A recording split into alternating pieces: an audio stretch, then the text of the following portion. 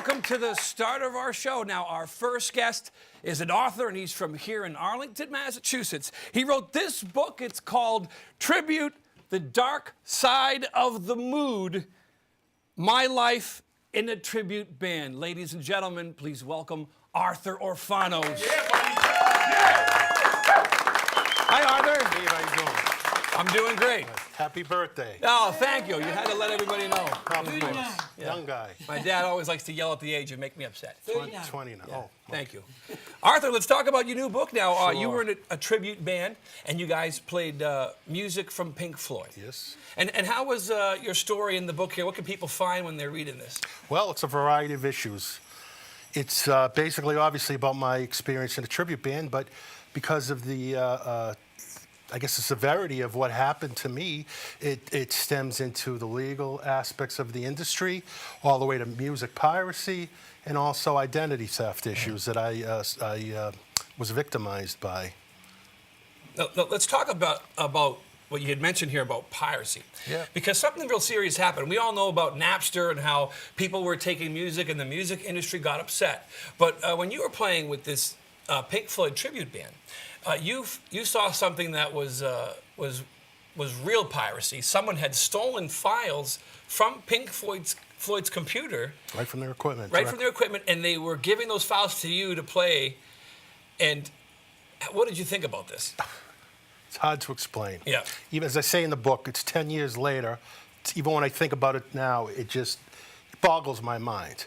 Because, one thing about music piracy, people, when you say Napster and, file sharing, but stealing, let's say, songs and putting them on somebody else's computer and trading them with your friends. But, this is somebody that is like highly acclaimed in the industry, a technician, and is sent in to do repair work for a band like Pink Floyd, and just walks in, and not only is he repairing it, but also infiltrating their equipment and looking at the files and what sound effects and original tracks that they have, and steals them, actually downloads them into his computer while he's representing Kurzweil at that, one of probably the biggest one of the biggest music companies in the world.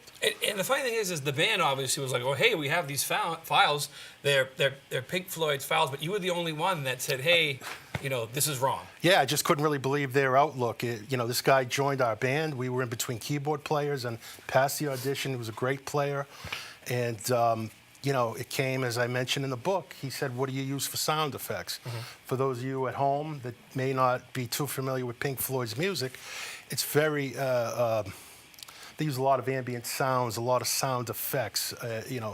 It's probably synonymous with rock and roll music, but we made our own before we met this guy. And when he showed us what he had, my business partner and the other guys thought, wow, what a great thing to make us the best in the world. Like, that was their words, their way of saying it. And, I just didn't see it's not something you should do. Yeah, and this is the kind of thing that everybody always talks about Metallica and how they reach out and they're trying to stop piracy. But this is the kind of thing that they must have seen before.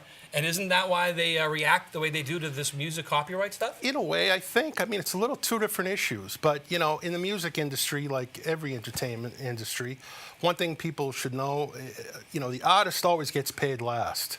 Always, no matter what. That's a fact. So somebody like Metallica, I think they're just advocating for people to buy the record.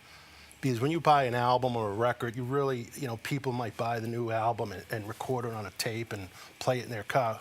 Legally, you're not supposed to do that. That's like not bootlegging, but you're supposed to actually buy the legitimate copy. But, this is, I think, a little different because you have here, again, an individual who is, high in the industry as a technician, and he just take original works that were created, things that Roger Waters himself created years ago, and to use that, it's like beyond lip syncing. Yeah.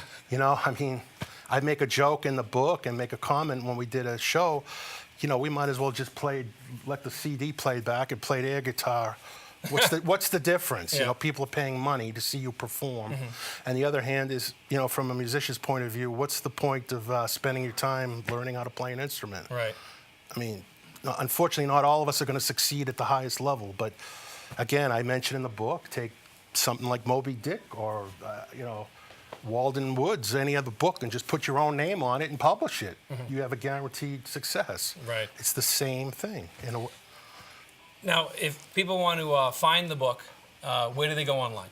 Well, I'm online. You could search my name, but also you can go to my website, themood.us. There's a little history on my website as well, but you can purchase the book from there. And also, you have written original music with your band, The Mood, and that's up there on the website. I know before we go, you wanted to give one of your friends a shout out that helped you build the website. Who is it? Absolutely, I got to give a shout out to my friend CD Chad Dyer from Naturally Wired Designs. Great guy that helps me with the website and helped me in many other ways. Well, we wish you good luck with the book. Ladies and gentlemen, it's called Thank you, Steve. Tribute, The Dark Side of the Mood, My Life in a Tribute Band, and this is Arthur Orfanos. Thank you, Arthur. Thank you, Steve. Good luck with everything. All right, we'll be right back. Right after this.